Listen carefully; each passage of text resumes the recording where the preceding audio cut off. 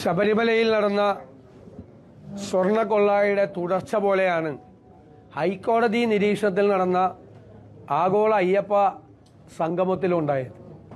ഹൈക്കോടതി പ്രത്യേകമായ കണക്ക് സൂക്ഷിക്കണം എന്ന് നിരന്തരമായി ആവശ്യപ്പെട്ടിട്ടും കോടികളുടെ കൊള്ളയാണ് ആഗോള അയ്യപ്പ സംഗമത്തിന്റെ പേരിൽ നടന്നത്. ഇപ്പൊ ഗവൺമെന്റ് അതിൽ നിന്ന് കൈയൊഴിയാൻ വേണ്ടിയിട്ട് ശ്രമിക്കുകയാണ്. കൈ കഴുകി രക്ഷപ്പെടാൻ വേണ്ടിയിട്ടാണ് ദേവസ്വം മന്ത്രി ശ്രമിക്കുന്നത്. മുഖ്യമന്ത്രിയുടെ പടം വെച്ചുകൊണ്ട് കേരളം മുഴുവൻ ഫ്ലെക്സ് ബോർഡ് അടിച്ച് അതിൽ നിന്ന് PR വർക്ക് നടത്തി ആഗോള അയ്യപ്പ സംഗമം നടത്തി രാഷ്ട്രീയ മുതലെടുപ്പ് നടത്താൻ ശ്രമിച്ച ആളുകൾ ഇപ്പൊ ആരെയും കാണാനില്ല. കട്ടവരെ കാണാനില്ല. ഇപ്പൊ ആർക്കും പങ്കില്ല എന്ന് പറയണം. പിന്നെ ഇത് ആരാ നടത്തിയത്? ഇത് ഞങ്ങളാണ് നടത്തുന്നത്. ആഗോള അയ്യപ്പ സംഗമം അയ്യപ്പ വിശ്വാസികൾക്ക് വേണ്ടി, അയ്യപ്പ ഭക്തർക്ക് വേണ്ടിയിട്ട് ഞങ്ങൾ നടത്തുന്ന ശബരിമലയെ അങ്ങോട്ട് പുനരുദ്ധരിക്കും, ശബരിമലയിൽ മാറ്റമുണ്ടാക്കും, അടിസ്ഥാന സൗകര്യങ്ങൾ വികസിപ്പിക്കും, ഇതൊരു വലിയ ഒരു തീർത്ഥാടന കേന്ദ്രമാക്കി മാറ്റും എന്നെല്ലാം അവകാശപ്പെട്ടുകൊണ്ട് രാഷ്ട്രീയ മുതലെടുപ്പിന് വേണ്ടി ആഗോള അയ്യപ്പ സംഗമം നടത്തിയവർ അവിടെ നടന്ന കൊള്ളയുടെ കഥകളാണ് ഇപ്പോൾ പുറത്തു വന്നുകൊണ്ടിരിക്കുന്നത്. കൊള്ളയുടെ കഥകൾ. ഇല്ലാത്ത ആളുകളുടെ പേരിൽ ഭക്ഷണം കൊടുത്തു എന്ന് പറഞ്ഞും താമസ സൗകര്യം കൊടുത്തു എന്ന് പറഞ്ഞും മാത്രമല്ല അവിടെ വന്ന ആളുകൾക്കെല്ലാം VIP പരിഗണനയാണ് കൊടുത്തത്. അത്രയും വലിയ ഫെസിലിറ്റീസ് ആണ്.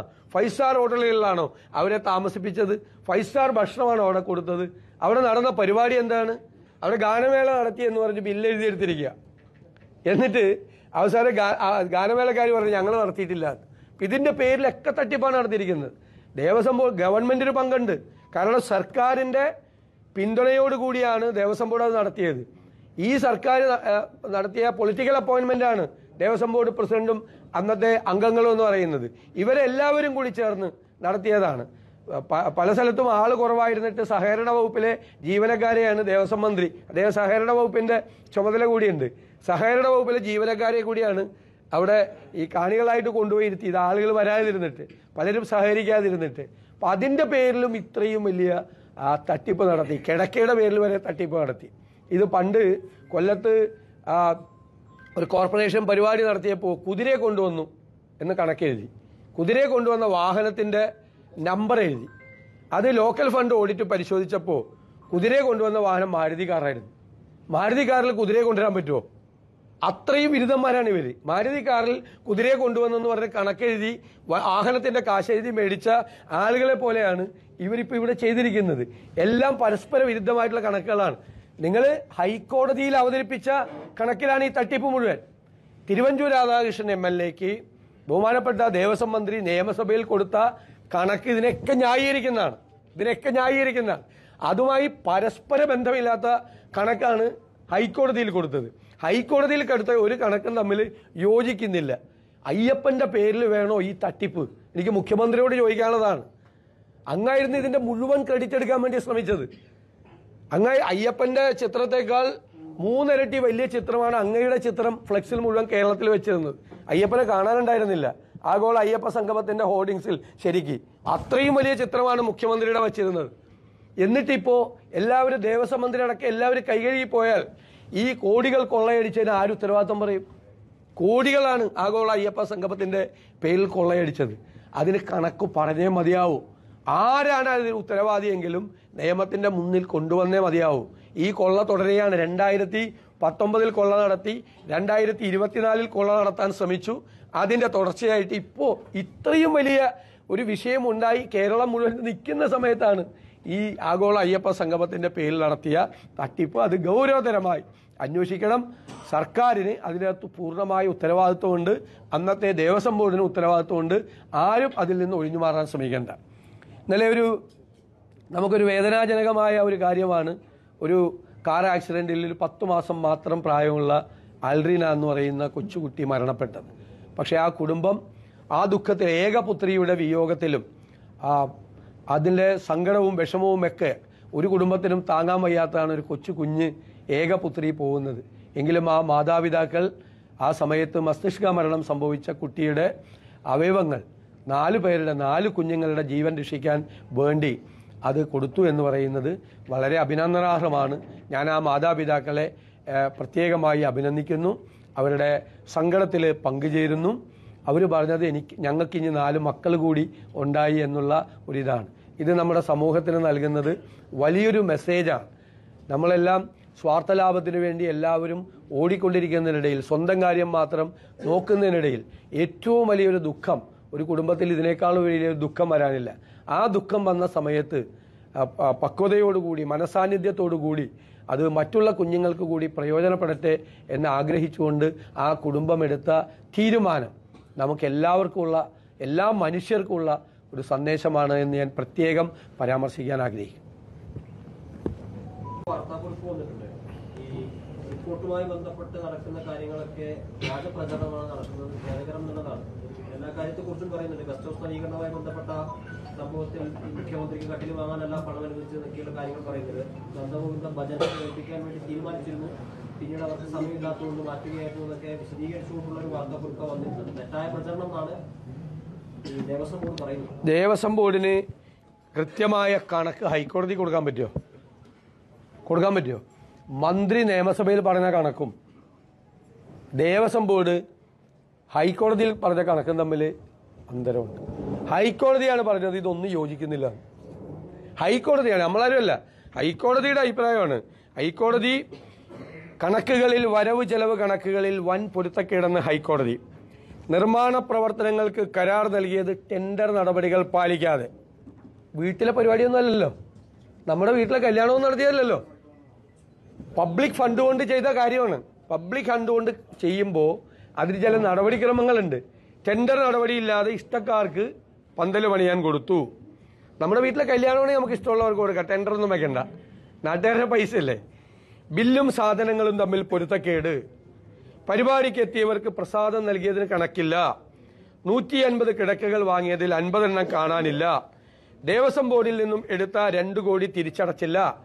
ഒരു പൈസ ദേവസ്വം ബോർഡിൽ നിന്ന് എടുക്കില്ല, എടുക്കുന്ന പൈസ തിരിച്ചടയ്ക്കുമെന്നാണ് പറഞ്ഞിരുന്നത്. കോടതിക്ക് കൊടുത്തിരുന്ന ഉറപ്പ്.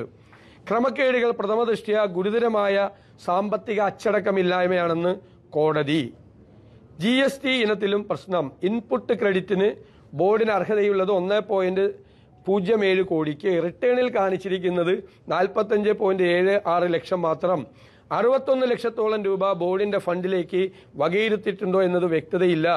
2.80 ലക്ഷത്തിന്റെ കേബിളിംഗ് വർക്കുകൾ ബില്ലിൽ, എന്നാൽ അത് നടന്നതായി സാക്ഷ്യപ്പെടുത്തിയിട്ടില്ല. ഈ അയ്യപ്പ സംഗമത്തിന്റെ ഫണ്ട് വിനിയോഗം സംബന്ധിച്ച് കോടതിയുടെ കർശനമായ നിർദ്ദേശം ഉണ്ടായിരുന്നു. കോടതിയെ കബളിപ്പിക്കാൻ വേണ്ടി ഇപ്പൊ നടത്തിയത് കള്ളക്കണക്കാണ്. ഈ വിശദീകരണത്തിന് കാര്യമില്ല. കോടതിയുടെ മുമ്പിലുള്ള കണക്ക് വെച്ചുകൊണ്ട് കോടതി എന്നോട് പറഞ്ഞിരിക്കുന്നത് കോടികളാണ് ഇതിൻ്റെ അകത്തുനിന്ന് അടിച്ചു മാറ്റിയിരിക്കുന്നത്. ഒരുപാട് സ്പോൺസർഷിപ്പ് എന്ന പേരിൽ കള്ളപ്പിരിവ് നടന്നിട്ടുണ്ട്. ഇതിന്റെ പുറയിൽ കള്ളപ്പിരിവ് നടന്നിട്ടുണ്ട്.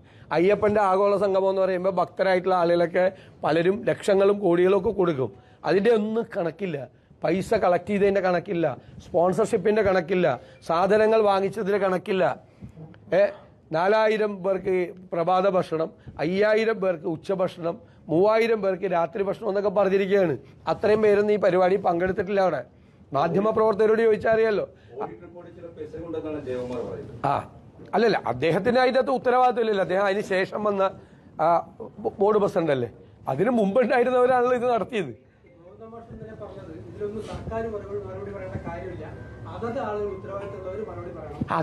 അതാണ് ഞാൻ പറഞ്ഞത്. കൈ കഴുകി ഒഴിഞ്ഞു മാറുക എന്നതിനാണുള്ളതിന്റെ ഏറ്റവും വലിയ ഉദാഹരണമാണ്. എന്നാ പിന്നെ എന്തിനാ ആഗോള അയ്യപ്പ സംഗമത്തിന് മുഖ്യമന്ത്രിയുടെ ചിത്രം വെച്ചത്? PR വർക്കായിരുന്നല്ല മുഴുവൻ. ഗവൺമെന്റ് ആണല്ലോ ഞങ്ങളാണിത് നടത്തുന്നത് എന്ന് പറഞ്ഞത് അല്ലേ. ആ സമയത്ത് മുഴുവൻ ആഗോള അയ്യപ്പ സംഗമം നടത്തി അയ്യപ്പ ഭക്തരെ മുഴുവൻ കയ്യിലെടുക്കാൻ വേണ്ടി നടത്തിയ ശ്രമത്തിന്റെ ഭാഗമായിട്ട് ഭയങ്കര അവകാശവാദങ്ങളായിരുന്നല്ലോ. ഭയങ്കര അവകാശവാദങ്ങളെ യോഗി ആദിത്യനാഥിന്റെ പ്രസംഗം വായിക്കൽ എന്തൊക്കെയായിരുന്നു ആ സംഗമ വേദിയിൽ നടന്നത്. രാഷ്ട്രീയ മുതലെടുപ്പിന് വേണ്ടി നടത്തിയ ഒരു പരിപാടിയുടെ പരിസമാപ്തിയാണ് ഈ കാണുന്നത്. ഇപ്പൊ കൈകഴുകി രക്ഷപ്പെടാൻ പറ്റില്ല. ഗവൺമെന്റിനും അതിൽ പങ്കുണ്ട്, CPM-നും ഉണ്ട്. കാരണം CPM പൊളിറ്റിക്കലായിട്ട് വെച്ച അപ്പോയിന്റ് ചെയ്ത ദേവസ്വം ബോർഡാണത്. പൊളിറ്റിക്കൽ അപ്പോയിന്റ്മെന്റ് ആണ്. എല്ലാം പൊളിറ്റിക്കലായിട്ട് പശ്ചാത്തലമുള്ള ആളുകളാണ്. അവർക്കൊക്കെ പങ്കുണ്ട്. 2024-ൽ 2019-ൽ ദ്വാരപാലക ശില്പം കൊണ്ടുപോയി കോടീശ്വരന് വിറ്റ ആളുകൾ, സ്വർണം പൊതിഞ്ഞ ആളുകൾ, അത് ആരും കണ്ടില്ല എന്ന് കണ്ടപ്പോൾ 2024-ൽ വീണ്ടും കക്കാൻ ശ്രമിച്ചു എന്നാണ് കോടതി പറഞ്ഞത്. കോടതി പറഞ്ഞത് ഫേക്ക് അർജൻസി ഉണ്ടാക്കി വീണ്ടും സ്വർണം പൂശാൻ 2024-ൽ ശ്രമിച്ച ആളുകളാണ് ഈ ആഗോള അയ്യപ്പ സംഗമം നടത്തിയത്. അന്ന് കോടതി കണ്ടുപിടിച്ചില്ലായിരുന്നെങ്കിൽ വീണ്ടും കൊണ്ടുപോയി അത് വിറ്റേന്. 2024 ഫേക്ക് അർജൻസി എന്നാണ് കോടതി പറഞ്ഞത്. ഇല്ലാത്ത വ്യാജമായ ഒരു അടിയന്തര സാഹചര്യം ഉണ്ടാക്കി ഇത് വീണ്ടും വിൽക്കാൻ, വീണ്ടും സ്വർണം കളവ് നടത്താൻ ശ്രമം നടത്തി. അപ്പോഴാണ് കോടതി പിടിച്ചത്. അതിന് നേതൃത്വം കൊടുത്ത അതേ സംഘമാണ് ഈ ആഗോള അയ്യപ്പ സംഘം. അതുകൊണ്ടാണ് ഞങ്ങൾ മന്ത്രി വാസവൻ രാജിവെക്കണമെന്ന് പറഞ്ഞത്. ഞങ്ങൾ നിയമസഭയ്ക്കകത്തും പുറത്തും സമരം നടത്തിയത്. UDFും പ്രതിപക്ഷം നടത്തിയ സമരത്തിന്റെ കാരണങ്ങൾ ഞങ്ങൾ പറഞ്ഞല്ലോ. അതിനെ അടിവരയിടുന്ന കാര്യങ്ങളാണ് ഇപ്പോൾ ആഗോള അയ്യപ്പ സംഗമത്തിന്റെ തട്ടിപ്പിലൂടെ പുറത്തു വന്നിരിക്കുന്നത്. ഇത് അമ്പലക്കള്ളന്മാരാണ്, ദൈവത്തിന്റെ മുതൽ കക്കാൻ വന്നിരിക്കുന്നവരാണ്. ആ സംഗമത്തിന്റെ പേരിൽ നടത്തിയ സ്പോൺസർഷിപ്പുകളും കള്ളപ്പിരിവുകളും അതിനെ സംബന്ധിച്ചൊന്നും ഒരു കണക്കുമില്ല. കോടികളാണ് ഇതിന്റെ പേരിൽ പിരിച്ചെടുത്തിരിക്കുന്നത്, ചെലവാക്കിയിട്ടില്ല. പുറത്തു വന്ന കണക്കൊക്കെ എസ്റ്റിമേറ്റ് മാത്രമാണ്, ശരിക്കുള്ള കണക്കല്ല. അതുപോലെ തന്നെ ഇത് സംബന്ധിച്ച് എല്ലാ അന്വേഷണവും നടക്കട്ടെ. അല്ല, സർക്കാരിന് ഉത്തരവാദിത്വം ഇല്ല എന്ന് പറഞ്ഞിട്ട് ഗോവിന്ദൻ മാഷ് പിന്നെ എന്തിനാണ് ഇതിനെ പ്രതിരോധിക്കുന്നത്? ഇപ്പൊ ഈ പറഞ്ഞതിൽ രണ്ടുമുണ്ട്, ഒരു വൈരുദ്ധ്യമുണ്ട്. ഞങ്ങൾക്ക് യാതൊരു പങ്കുമില്ല. അത് കുറ്റവാളികളാകട്ടെ എന്ന് പറഞ്ഞിട്ട് ഇത് എസ്റ്റിമേറ്റ് ആണെന്ന് പുള്ളിക്ക് എങ്ങനെ അറിയാം? അദ്ദേഹത്തിന് എങ്ങനെ അറിയാം ഇത് എസ്റ്റിമേറ്റ് ആണ് എന്ന് അദ്ദേഹത്തിന് എങ്ങനെ അറിയാം? കോടതിയാണ് പറഞ്ഞത്. ഹൈക്കോടതി പറഞ്ഞതിനെ പറ്റിയായിരുന്നല്ലോ കഴിഞ്ഞ കുറേ ദിവസമായിട്ട് വർത്തമാനം. ഹൈക്കോടതിയാണ് പറഞ്ഞത്. അപ്പോൾ ഇതിൽ യാതൊരു പങ്കുമില്ലാത്ത ഒരാൾ ഇത് എസ്റ്റിമേറ്റ് ആണെന്ന് പറയുന്നതിലെ കാര്യം എന്താ? അതാണ് ഞാൻ പറഞ്ഞത്. CPMന് പങ്കുണ്ട്. മുഖ്യമന്ത്രിക്ക് ഒരു ദിവസം തങ്ങാൻ വേണ്ടി 2 ലക്ഷത്തോളം രൂപ ബെഡിലും കട്ടിലും സോഫയ്ക്കൊക്കെ ചെലവാക്കിയിട്ടുണ്ടാവും. ഒരു കമ്മ്യൂണിസ്റ്റ് മുഖ്യമന്ത്രി. അല്ല, അത് ഞാൻ കണ്ടിട്ടില്ല. ഞാൻ ഈ ഹൈക്കോടതി വിധിയുടെ പശ്ചാത്തലത്തിലാണ് പറഞ്ഞിരിക്കുന്നത്. ഞാൻ അറിയാത്തൊരു കാര്യം ഞാൻ മുഖ്യമന്ത്രിയെക്കുറിച്ചും ആരോപണം ഉന്നയിക്കില്ല. എനിക്കറിയില്ല അത് സംബന്ധിച്ചുള്ള മുഖ്യമന്ത്രിക്ക് വേണ്ടി 2 ലക്ഷം രൂപ അവിടെ മുടക്കിയോ ഇല്ലെന്ന് എനിക്കറിയില്ല. അത് വാർത്തകൾ വരുന്നുണ്ട്, എനിക്കറിയില്ല. ഞാനിവിടെ പറഞ്ഞത് ആധികാരികമായിട്ടാണ്. അത് കോടതി വിധിയുടെ പശ്ചാത്തലത്തിലാണ് പറഞ്ഞിരിക്കുന്നത്. മറ്റത് പുറത്തു വരട്ടെ. അല്ലാതെ എന്നെ പോലെ ഒരാള് വിവരങ്ങളില്ലാതെ, എൻ്റെ കയ്യിലൊന്നുമില്ല, വിവരങ്ങളില്ലാതെ ഞാൻ പറയില്ല. മുഖ്യമന്ത്രിക്കെതിരായിട്ട് ആരോപണം ഉന്നയിക്കില്ല. വിവരങ്ങളുണ്ട്, ഞാൻ പറയും, അടുത്ത ദിവസം പറയും. പക്ഷെ മുഖ്യമന്ത്രിക്ക് ഇതിൽ പങ്കുണ്ട്. കാരണം മുഖ്യമന്ത്രി ഇതിൻ്റെ അകത്ത് ശ്രദ്ധിക്കണ്ടേ? ഈ ആഗോള അയ്യപ്പ സംഘം ആരുടെ ഐഡിയയാണ്, ആരുടെ ആശയമാണ്? അത് രാഷ്ട്രീയമായ ഈ തെരഞ്ഞെടുപ്പിന് മുമ്പ് നടത്താൻ പോയ ഒരു അഭ്യാസമാണ്. മനസ്സിലായല്ലേ?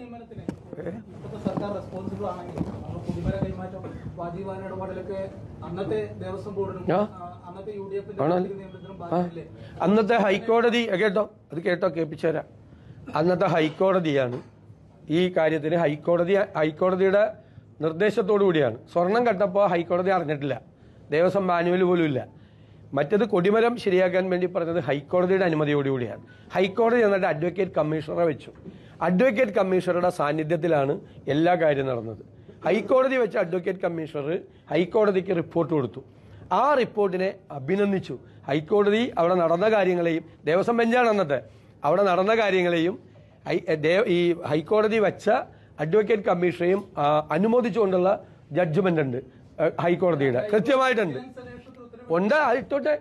അല്ലെന്നേ, അത് അന്ന് ചെയ്താണെന്ന്, അന്ന് ഹൈക്കോടതി നേരിട്ട് ചെയ്താണ്. അതെനിക്കറിയില്ല, അത് വരട്ടെ, അന്വേഷിക്കട്ടെ, സംശയം ഉണ്ടെങ്കിൽ അന്വേഷിക്കട്ടെ എന്ന്. അതിനൊന്നും എന്താ കുഴപ്പം? അത് വരട്ടെ. ജയിലിലൊന്നും പോയിട്ടില്ലല്ലോ അവരാരും. ഞാൻ ചോദിക്കുന്നത്, മൂന്ന് ഉന്നതരായ CPM നേതാക്കന്മാര് ജയിലിൽ കിടക്കാണ് അയ്യപ്പന്റെ സ്വർണം കട്ടതിന്.